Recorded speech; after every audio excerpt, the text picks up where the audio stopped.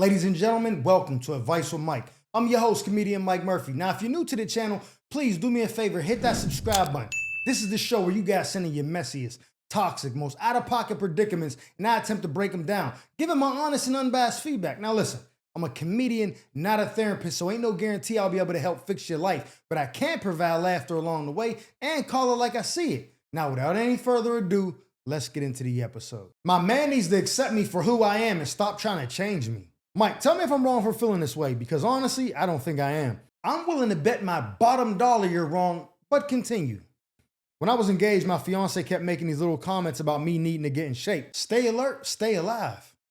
Trying to get me to go to the gym, suggesting that we work out together, stuff like that. Sounds like he cares about your health. Too bad you don't. Basically saying my weight was a problem, and to me, that showed exactly how shallow he actually was. And that showed me how heavy you was. If you love me, you need to love me for who I am and accept me as is. Nobody's perfect, right? Like this video if you think she's full of shit. So I got tired of it and called the whole thing off. I told him I deserve someone who accepts me as I am. bbwlovers.com. So after we broke up, I decided to focus on me again. Started going to the gym, eating better, doing self-care, and I ended up losing 40 pounds. Okay, so why the hell you didn't do it when he suggested it? But I did it for me, not because of some standard a man has in his mind for how I should look for him. Now I look good, feel good, and honestly, I've been getting the attention left and right. What's your Instagram? Nah, it's for market research purposes and whatnot. And I know my ex sees it too. He's probably sick right now realizing what he lost. I'm certain he's not even thinking about you, because I'm out here with 5 men lined up down the block trying to take me out. You're confusing sexual attention with genuine attention. So yeah, I left him for being shallow, but now I'm the best I've ever looked. That's not hypocritical. That's called glow up energy. First of all, congratulations on losing 40 pounds. I lost about 45 pounds myself. I know how good it feels. Now, let's get to the issue at hand. You said your ex probably sees all the weight you lost and how good you look, and he's regret losing you. I can 1000% guarantee he don't give a shit. Because guess what? Your weight loss journey came out of stubbornness. Like the fact that you could go lose weight after you broke up to present a better package to future men and not the man who proposed to you lets me know how delusional you really are. He didn't make no disrespectful remarks about you. He wasn't disparaging. He wasn't demeaning. He was even suggesting, yo, let's go work out together. Now, here's the only thing. Let's dip out of the story real quick. Here's the only issue that I have in this is that you didn't mention what you weighed when you guys met. And to be quite honest, that's a very, very, very minuscule detail in the story. Now, if he met you and you were already your current weight and then he tried to get you to change, I kind of get it. You could be like, yo, this is who I am. You love me. Now it's a problem. I would get that. But even if that's the case, let's just say that he got with you at a certain weight, fell in love, y'all got together. Maybe him as a man felt like my leadership, my authority, my everything about me will be able to get her on my page, and then I would get her to live a more healthy lifestyle while we're together. So maybe he thought he could fix a problem. Yeah, he met you like that, and he thought like, oh yeah, you know what? That's not a big deal because I'm not shallow. I actually love her for who she is, but I want to see her be her best self. And so he tried to help you with that. And in return, you rejected it. You deflected and you put the issue on him saying he's shallow. He needs to accept you for who you are as you are. Well, that's just an excuse to never have to face your shortcomings and make a change. So then, yeah, you break up with him. I'm over him. Now you go to the gym that he suggested. Y'all go together. You lose the weight. You eat better. And you feel like, I'll show him. No. All you did was show him that you had the discipline and the drive to do it, but just not for him. So even if you look good, no matter how good you look, he's never going to respect you or want to be with you or regret leaving you because basically you didn't respect him and you didn't value his leadership as a man, as your fiance, as your potential husband. Because if you did, you'd have been like, okay, babe, well, what we got to do? Oh, we hiking this weekend? Cool. Oh, put down the Cheetos, get a salad. Okay, babe, got it. You know what I'm saying? But you didn't respect him, or you on like some feminist shit. No man tells me what to do. and then you lost the weight anyways, but you felt better doing it because you said, I did it for myself. I didn't do it for some made up standard that a man should have for me or whatever you said. So in theory, it doesn't make no sense because you ultimately did what he asked you to do anyways, but you lost him in the process. And again, I'm going to say something right now. You said, I got men lined up down the block asking to take me out. Those men want to clap your cheeks. They want to break your back because guess what? They only know this new version of you. If you put them 40 pounds back on, them same dudes would dissipate out of the DM in an instant.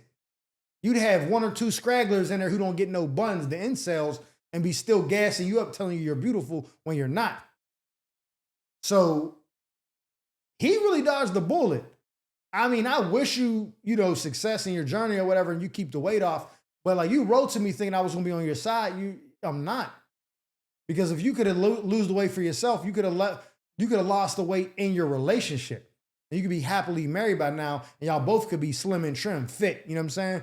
But instead, you wanted to wait till you left and do it on your own. And part of me, time out, I just thought about this. Part of me thinks that you feel like you did it on your own. You don't have to credit him with any of it. I don't have to give him any credit for this.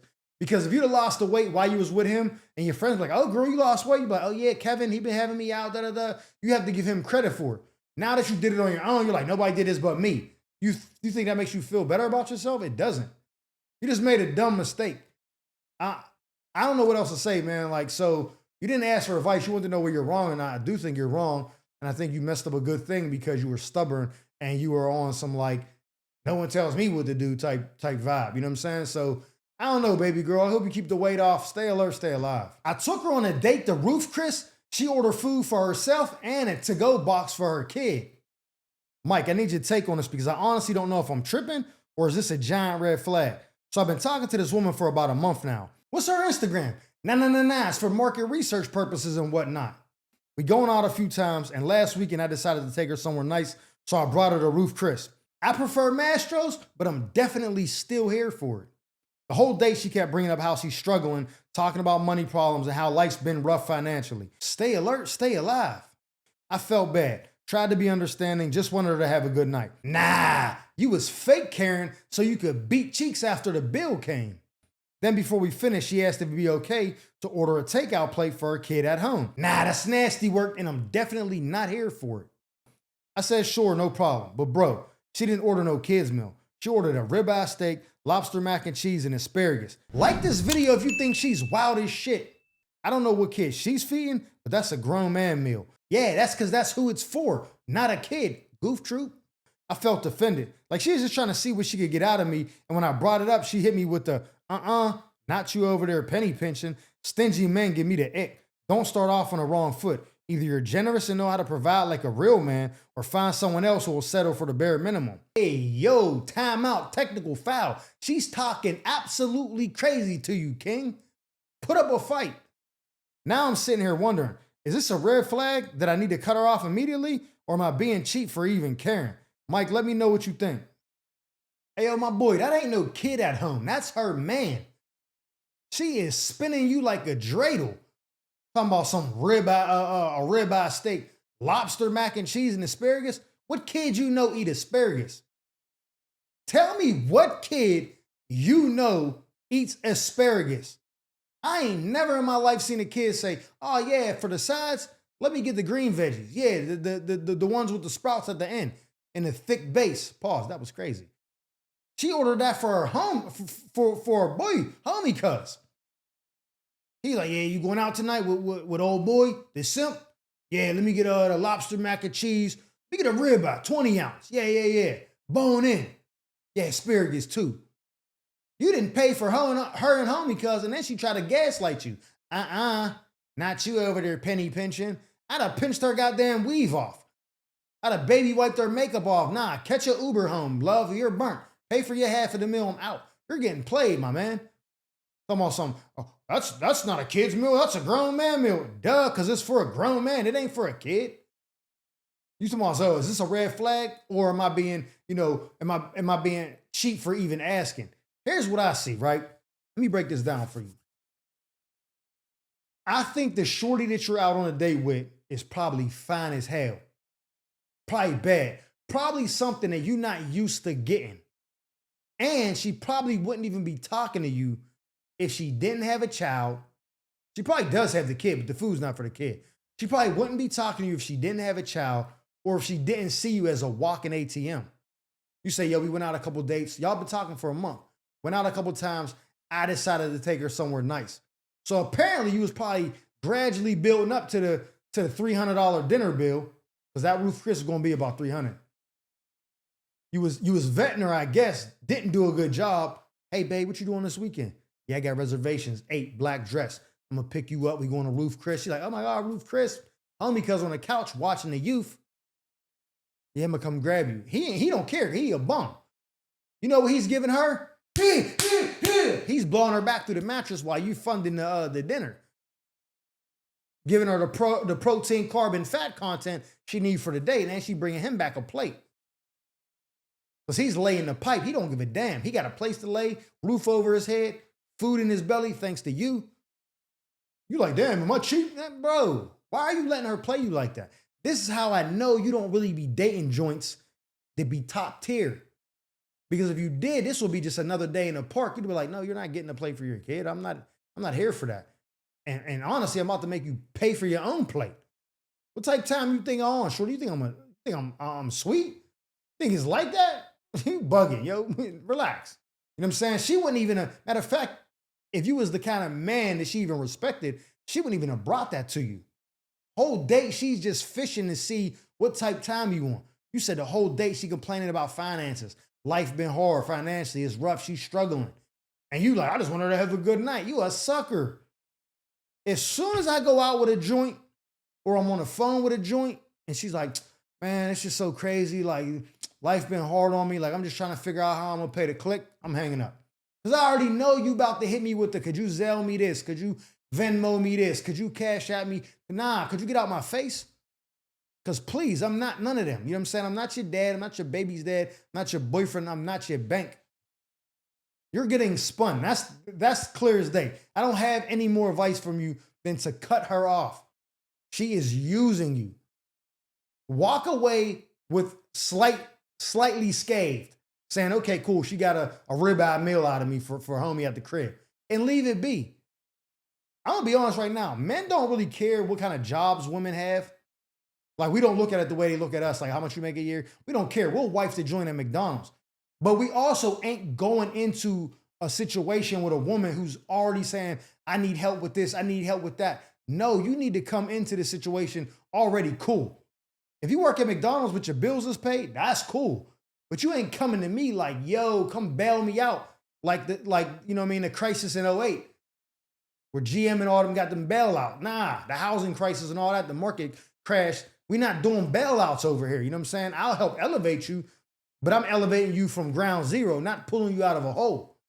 So yeah, cut her off, bro. Don't call her again. Just block her number, block her Instagram, whatever. You know what I'm saying? Give me the Instagram first, because I'm not going for that. I'm gonna clap cheeks and get up out of there. But yeah, dude, that's my advice to you, my man. Stay alert, stay alive. I tried to do a TikTok prank on my boyfriend and things went all the way left.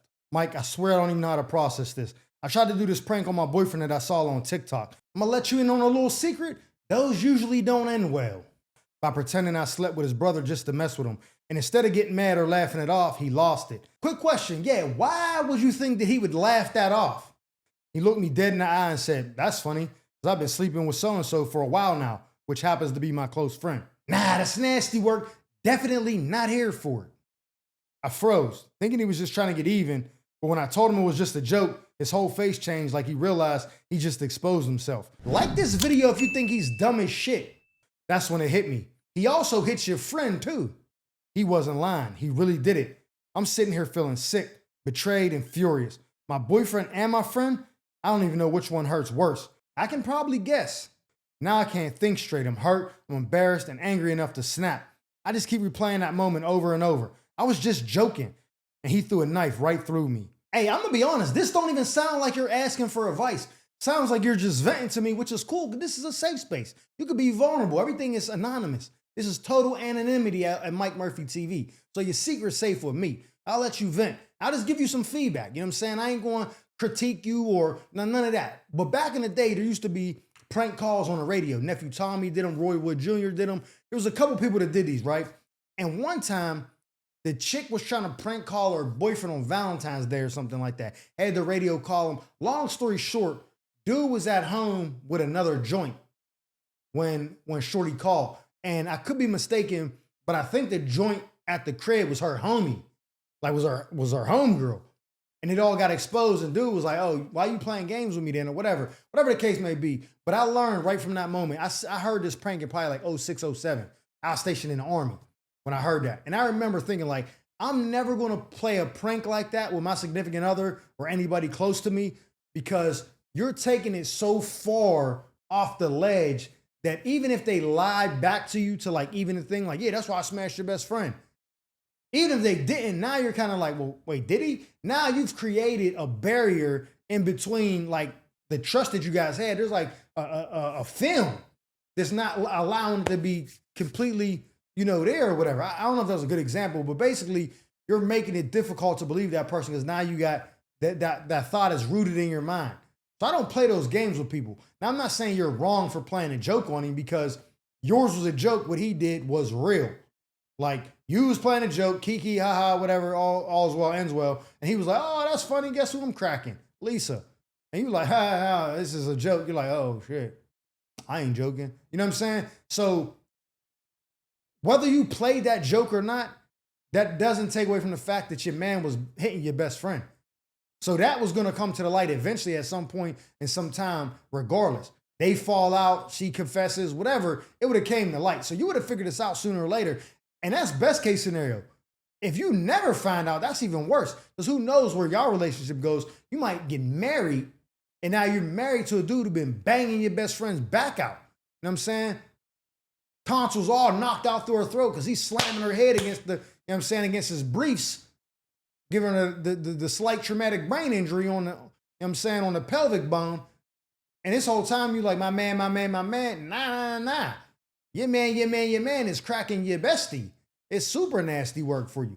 So honestly, it's kind of good that you found this out now, because now you just filtered out two piece of shit people that you don't need in your life. Your life is going to be much better without him or her in your life, because neither one of them is bringing any kind of value or substance to you. Like, you thought you loved him, thought that was your best friend, found out she's a snake, he's a nut. You know what I'm saying? So now you done got them out your life. Look at it like that. That's the silver lining. It's like God, the universe, whatever you believe in, has removed two people out of your life that didn't mean you any good. They were there for selfish reasons, and they were bringing nothing but harm and negative vibes your way. So I would just be like, thank God you revealed the snakes in the grass. That's how you need to look at it, because the joke was just a joke. That was just the medium that was used to reveal the truth. So yeah, you saw a prank on TikTok, that'd be cute, cool. You do it. Maybe, I'm gonna tell you this right now, moving forward. If you're with a dude who you never do pranks with or jokes, or y'all don't have that kind of relationship, don't just out the gate go to the, I'm cracking your sibling. That's a bit much. Throw the egg in his mouth acting like it's a marshmallow. Warm up to the pranks. Going right to the, I cracked your bro, that's a little bit much. Because then even if you didn't, he might start believing you did, and now the relationship is dead. He about to go rumble his brother. They already got sibling rivalry. Now he about to go steal his brother because he think he smashed this chick, and he didn't. You didn't involve dude in something he don't know nothing about. So moving forward, if you're going to do the pranks and the jokes and do it for he set the camera up somewhere he don't see it, make sure y'all be on that type time together. If not, you're going to run into something like this. But I would just thank God that he revealed two people that you didn't need in your life, and now you can just deal with it, process it, grieve, whatever, cry, angry, punch the pillow, whatever you got to do, get over it, and then move forward knowing that you don't have them people in your life to do you any more harm. So that's just my take on it. So I wish you the best. Stay alert, stay alive. Ladies and gentlemen, that concludes this episode of Advice with Mike. I'm your host, comedian Mike Murphy. I hope you guys enjoyed me as much as I enjoyed you. And if so, do me a favor and hit the subscribe button. Like this video. Matter of fact, leave me a comment, let me know what advice you would have gave them. And who knows, Maybe you got your own toxic tale to tell about a shady friend or an entanglement that you need help untangling. If so, feel free to drop me a letter at the email provided below, and I'll make sure to read it at a future segment of Advice with Mike. Now, with that being said, our time together has come to an end. But just remember, stay alert, stay alive.